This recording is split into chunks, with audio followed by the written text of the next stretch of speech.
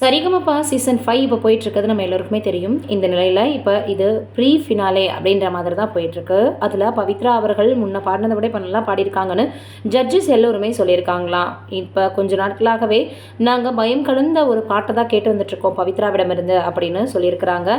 ஆனால் இந்த வாரங்களில் அவங்க நல்லா பாடி வந்துட்டுருக்காங்க.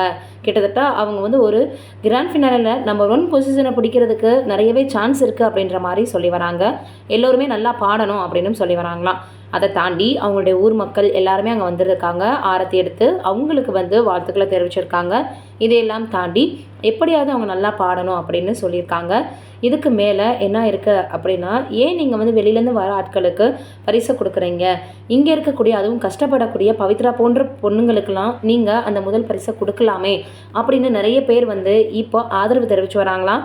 அதனாலேயே பவித்ரா அவர்கள் நம்பர் 1 பொசிஷனில், அதாவது கிராண்ட் ஃபினாலில் ஃபஸ்ட்டு பிளேஸை பிடிக்கிறதுக்கான வாய்ப்புகள் அதிகமாக இருக்குது அப்படின்னு பேசி வந்துட்டுருக்காங்க.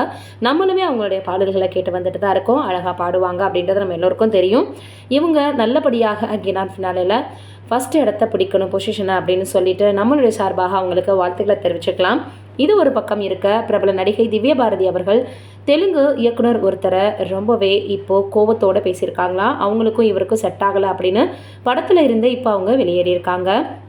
என்ன இருக்குது அப்படின்னு பார்க்கும்போது, பாகல் படத்தில் நடிச்சிட்டு இருக்கும்போது நரேந்திர கோகுலி அவர்களுக்கும் இவங்களுக்கும் பிரச்சனை ஏற்பட்டிருக்கான். பெண்களை ரொம்பவே மரியாதை இல்லாமல் பேசக்கூடிய ஒரு விதத்தில் அவர் நடத்தியிருக்காரு.